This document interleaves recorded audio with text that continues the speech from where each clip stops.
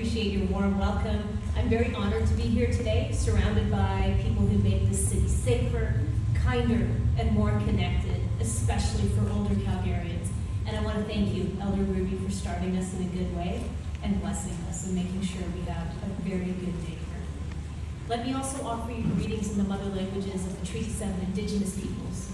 Oki, Taranistara, Amawastich, and Tansei to all of you. Many Indigenous cultures teach us that wisdom does not fade with age, it deepens. And when we lose the voice of our elders, we lose something we can't replace. We lose the libraries, as Elder Ruby said to us. My reason for starting my remarks in Indigenous languages actually ties back to my mom. When I was young, she was advised by people, experts, who said, make sure you only teach her English, don't teach her Punjabi, it'll confuse her, and she'll have trouble the rest of her life. And my mom would smile politely and say, thank you, and go home and teach me Punjabi and English because she knew. She knew that language is not just about words, that it's about preservation of culture and history, and it's about respect, and it's about how you show people that they matter. So I now live in a multi-generational home with my mom, my husband, our kiddo who is navigating university, still technically living at home, mostly for meals and laundry. We all share a roof, and most days there is a kitchen filled with clashing schedules, different opinions, and 3 generations really doing our best to try to understand what each other is going through. And I have seen firsthand the power of the 3-generation household, the stories that get passed down, the care that flows in both directions, and I experienced it personally because I grew up with my grandparents, my nanaji and my nandiji, living in our home with us. And I remember the love that I always felt from them, and I'm blessed to have had that opportunity. So this feels very natural to me. And in my home now, when it comes to my mom, there are days when she is exactly the person we need to uplift us and get us through a tough time. And sometimes she's exactly the person we need to celebrate things with us. And on other days, she's the one who needs attention of those of us who understand that aging has impacted her. Everything from the aches and pains that she's feeling to the decline in her memory and her cognition at times. We speak Punjabi together, and it reminds her of her childhood, reminds her of the voice of her parents and her friends.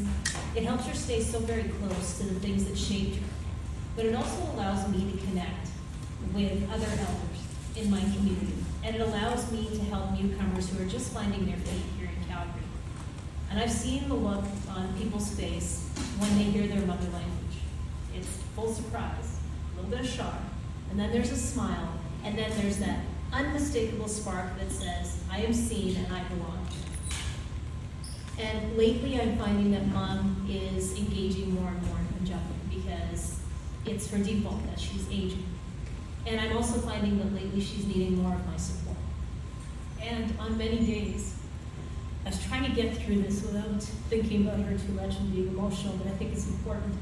There's a lot of days that I'm helping her track her meds, book appointments, and stay organized, and the roles have shifted. So I'm now parenting a parent, and it's not always easy, and I think many of you can relate to that. Those of you who are aging and those of you who are my age who are taking care of parents, it's not easy. And my mom will often say to me, I don't want to be a burden on you. And those are the words that haunt me every day. Because if someone in my home, someone who is so loved, can feel that way, imagine how many older adults that don't have anyone around them who cares for them are carrying that feeling and that fear in silence. Now, growing older should be something that we look forward to, and it shouldn't be something that we fear.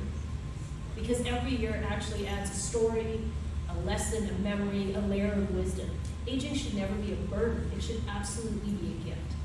But not everyone sees it that way, and there are those who resent and prey on older people. Elder abuse is real, and often it is invisible. It's not always bruises. Sometimes it is a bank account that is slowly being drained. Sometimes it's medication being withheld, and sometimes it's a pattern of control or quiet neglect. And most of the time, it's not strangers that are doing this. It is family, and it's close friends. And that's why this week matters so much, because we can't prevent the things that we don't talk about. We know that silence can not only be painful, sometimes silence can be deadly. And it's not a matter of fixing something that is obvious. There are signs or oddities that you might spot. And what if you were to say, when you see those signs or you see something a little bit off, I see you and I'm worried. Are you really okay? What if we did that a little bit more often? Those words can open a door, and sometimes they can change a life. They might be able to save a life. So today I think it's important for us to say the quiet part out loud. Elder abuse is real. It's happening in our city, and it is not somebody else's problem. It's ours. 1 in 10 seniors in Alberta is being affected by elder abuse. And that's a shocking statistic because it's not about numbers. These are our neighbors, they're our parents, they're our friends. These are the people who raised us to be the strong humans that we are. And everyone in this room, from the Kirby Centre team to the Calgary Elder Abuse Awareness Collective, which includes Unison, everybody in this room is a part of the solution. You are the listeners, you are the protectors, and you are the connectors.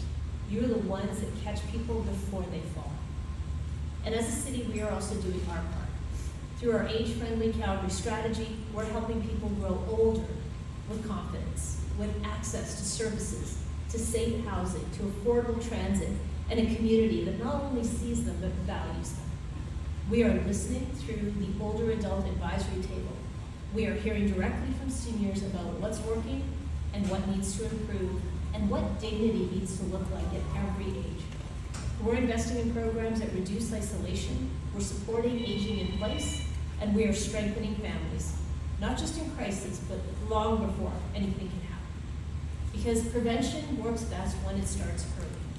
Because respecting our elders is more than just words, it is about taking action.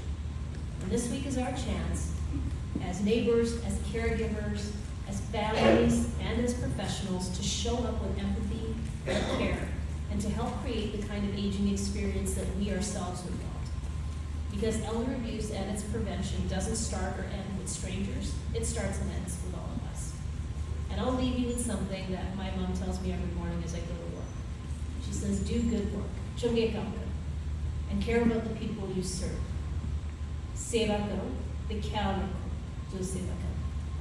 These are wise words for all of us to take to heart. I am so grateful to my mom for teaching me so many important lessons in my life. And I think she is a continual reminder for me that it's my responsibility to take care of all the seniors and the elders in our city and our community.